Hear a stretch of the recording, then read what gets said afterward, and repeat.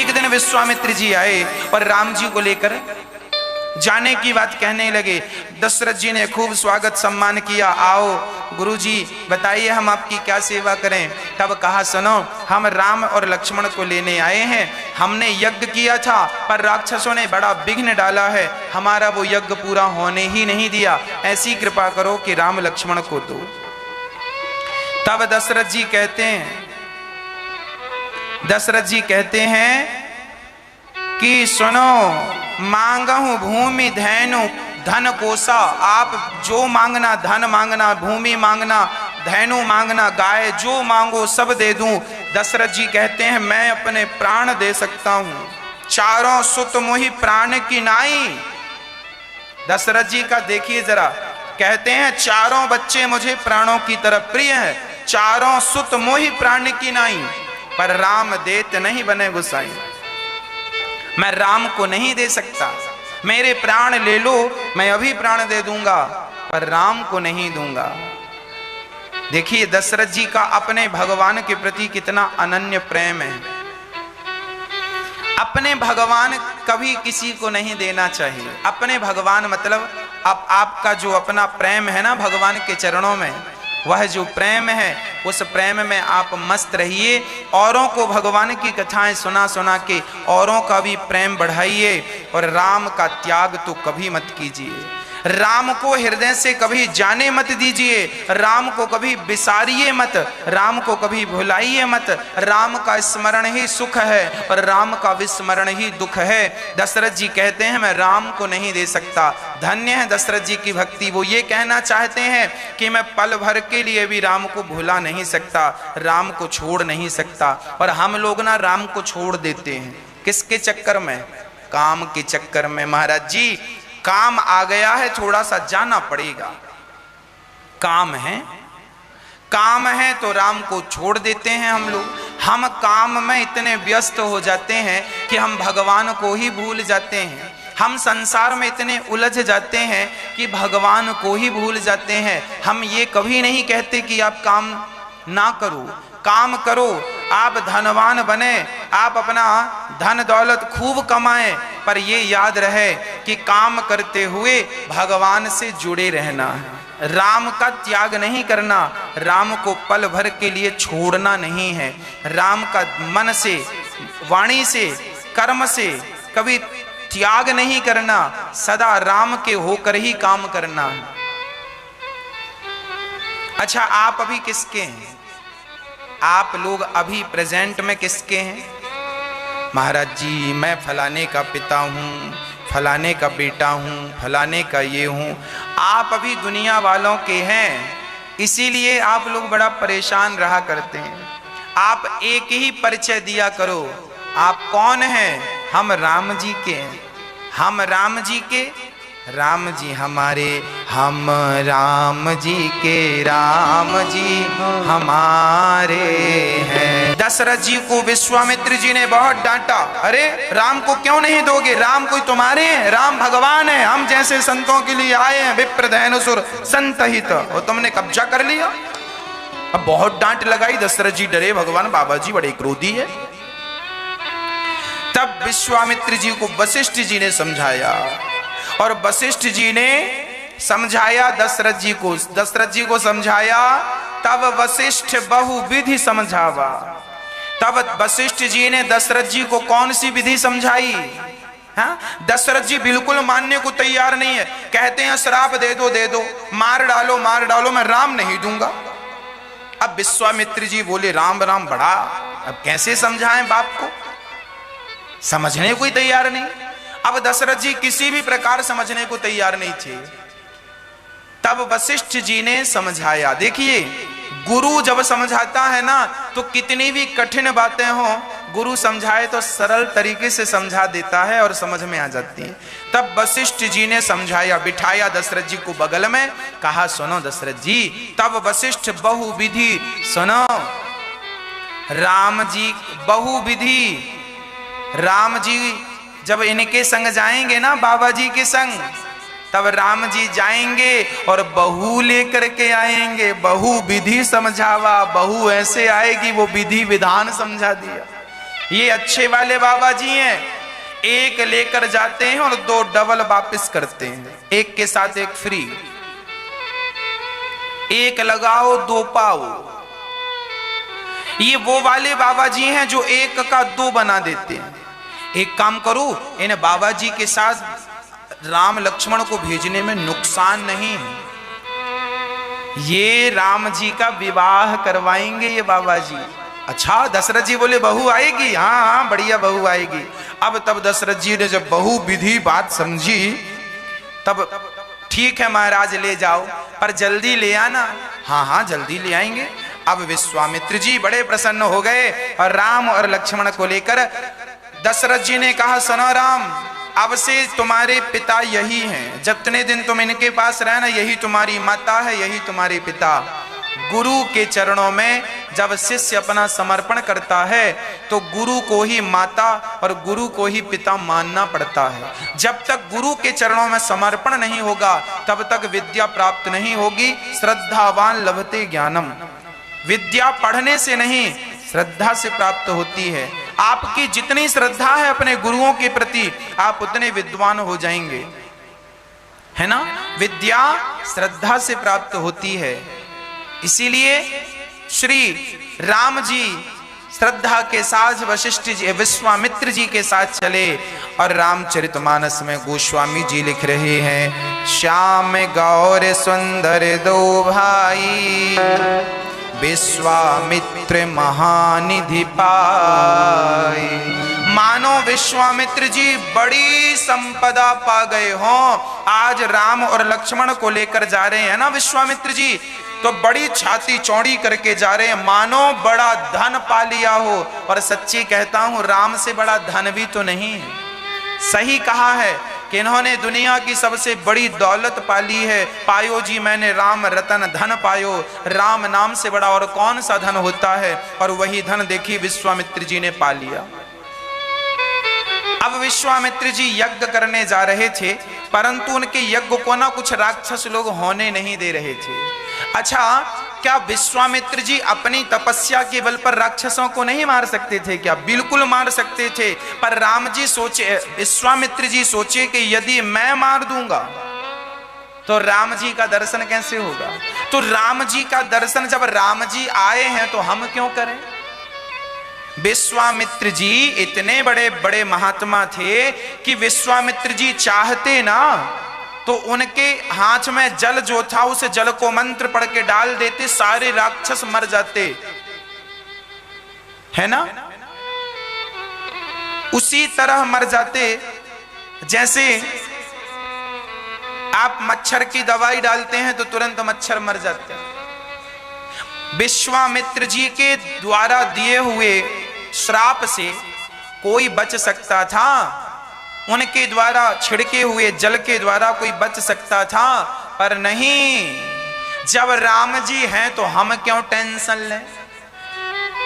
यहां एक सुंदर पक्ष निकल कर आ रहा है, जरा समझने का आप प्रयास कीजिए। हम समझाएंगे, आप समझिएगा। हाँ मैया जी, बात समझ में आ रही है?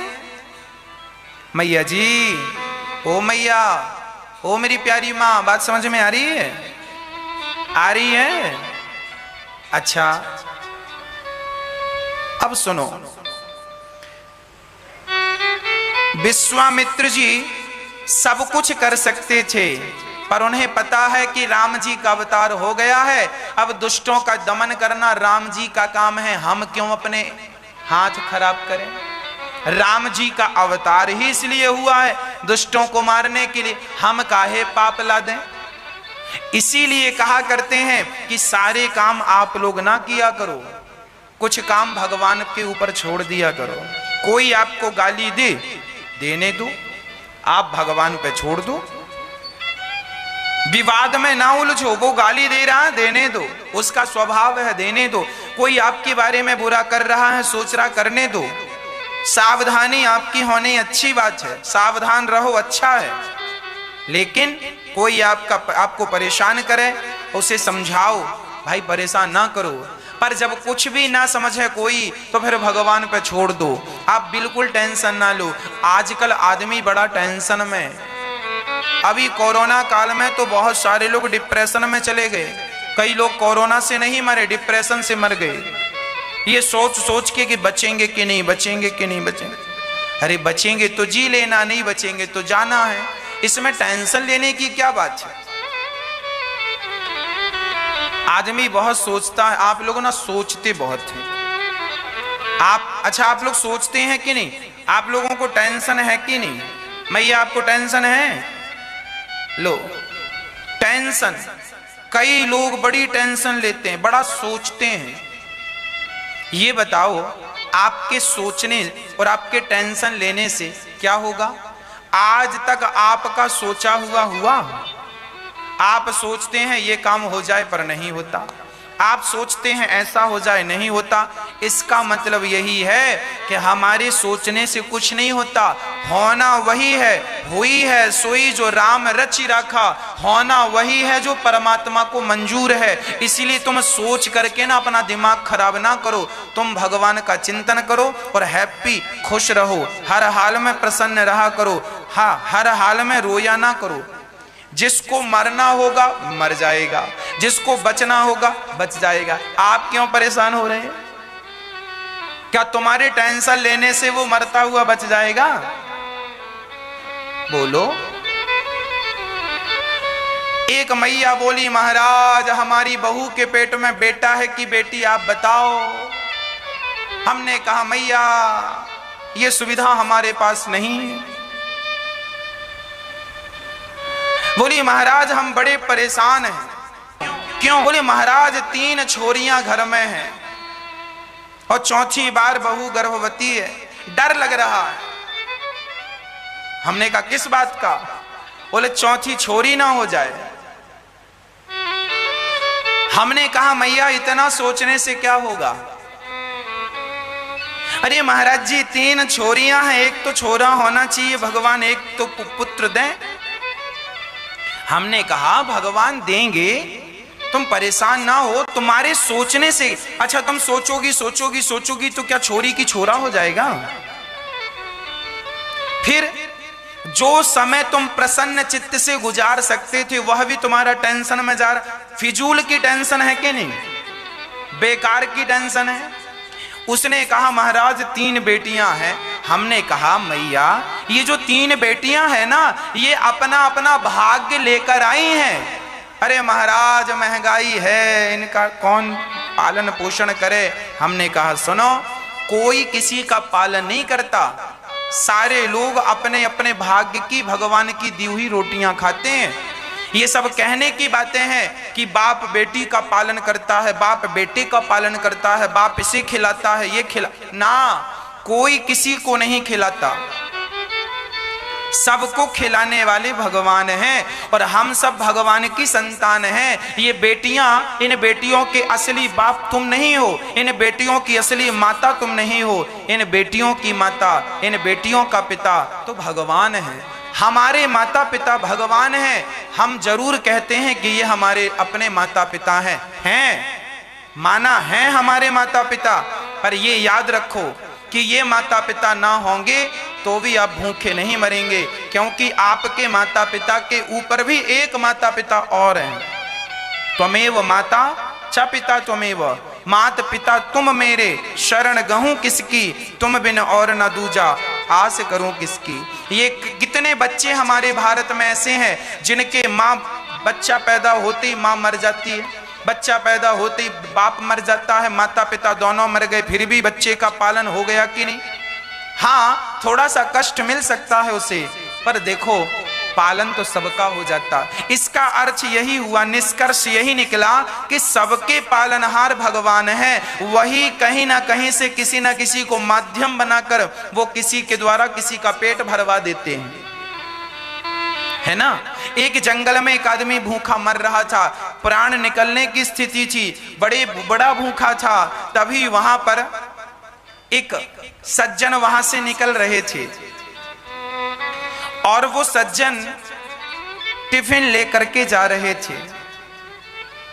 तभी टिफिन लेकर वो जा ही रहे थे कि जहां वो भूखा आदमी बैठा था उसी के पास उस आदमी का पांव फिसल गया और वो गिरा तो उसका सारा टिफिन खुल गया। कुछ दाल गिर गई, कुछ रोटियां गिर गई, कुछ चावल गिर गए। और जब गिरे तो जो गिर गया था उसे उसने वहीं छोड़ा, जो बचा था उसका बंद किया, चला गया। अब अचानक उसके सामने बिखरी हुई दाल और बिखरी हुई रोटी आ गई। भूखा था, उसने रोटियां उठाई, बिखरी दाल थी, भूखे में तो अब बिखरी दाल है, खा लिया, रोटी खा लिया, उसके जान में जान आई।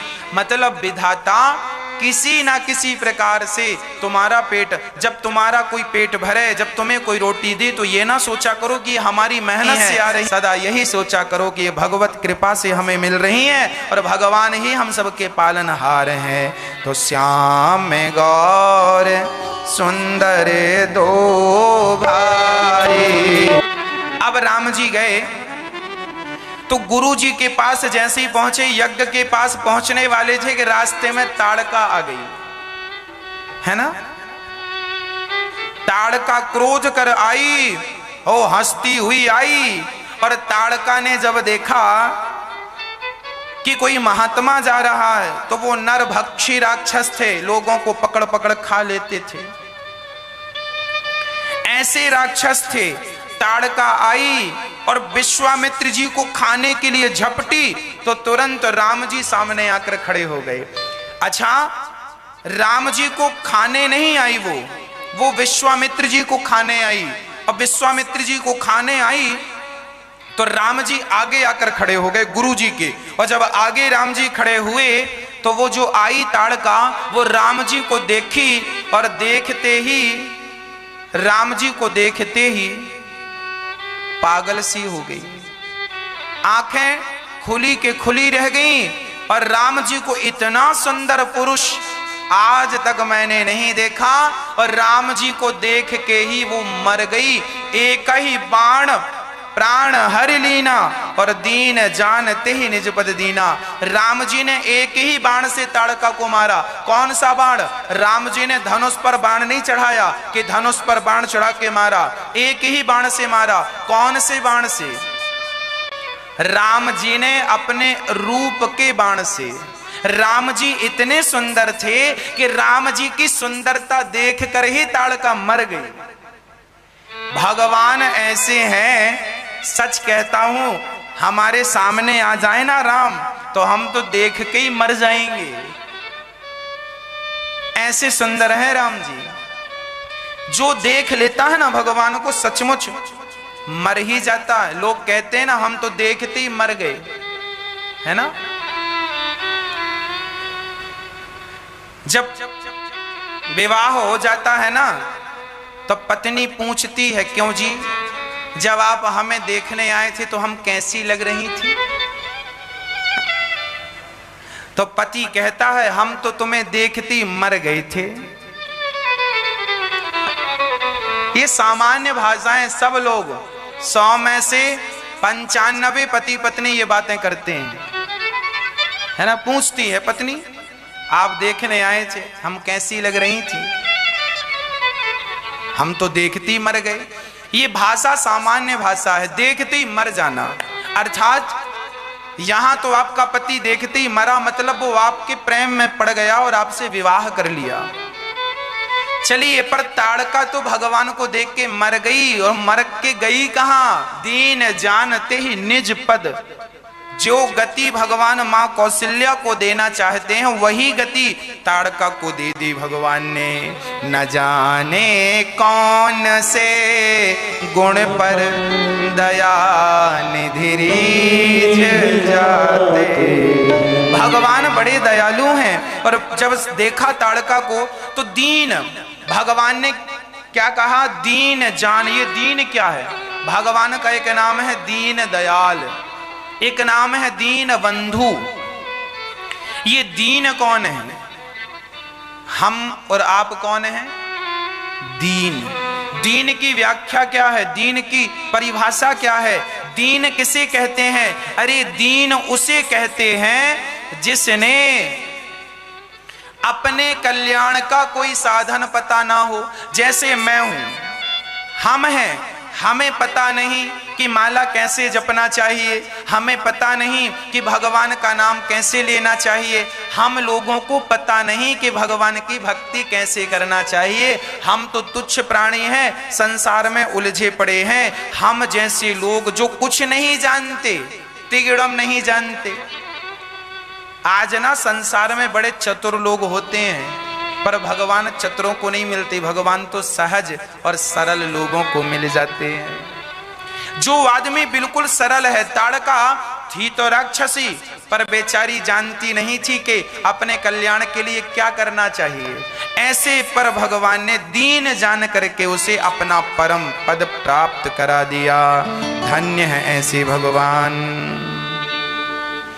भगवान ने जब गुरु जी का यज्ञ ताड़का को मारकर जब गए, ये अविद्या है। जब राम जी ने यज्ञ गुरु जी का कराया तो वहां पर मारीच मामा आए, और मारीच आया हड्डी वड्डी लेके आया यज्ञ कुंड में डालने। तो भगवान ने बिन फण का बाण मारा, तो मारीच को बाण मारा था बक्सर से। राम जी, विश्वामित्र जी राम जी को कहां लेकर गए? अयोध्या से बक्सर, है ना, वहां पर श्री विश्वामित्र जी का आश्रम आज भी है। बक्सर बिहार की ये का जिला है, ये बक्सर आज भी है। वहां पर, वहां से बाण मारा राम जी ने, तो मारीच जाके मॉरिशस देश है, आज उस देश का नाम मॉरिशस है। उस देश में जाकर मारीच के नाम से वो देश पड़ा मॉरिशस। पहले मारीच उसका नाम था, पर तब्दील कर दिया गया, मॉरिशस उसका नाम पड़ा। राम जी ने बाण से उसे वहां भेज दिया, वहां जंगलों में जाके गिरा, मरा नहीं। राम जी को पता था कि इसका आगे भी काम पड़ेगा, इसीलिए जिंदा चाहते तो मार देते। अच्छा, उसके बाद कौन आया? उसके बाद बड़े क्रोध करके और भी राक्षस दौड़े। सुबाहु आया, अग्नि बाण मारा, राम जी ने मर गया। राम जी ने सुबाहु को मार डाला। क्या राम जी मारीच को नहीं मार सकते थे? बिल्कुल मार सकते, पर राम जी को पता था ये वही मारीच है जो सोने का मृग बन के गया था, पर माता सीता ने कहा था सोने का मृग चाहिए। रावण ने इसे भेजा था, ये वही मारीच है। इसकी कथा आगे भी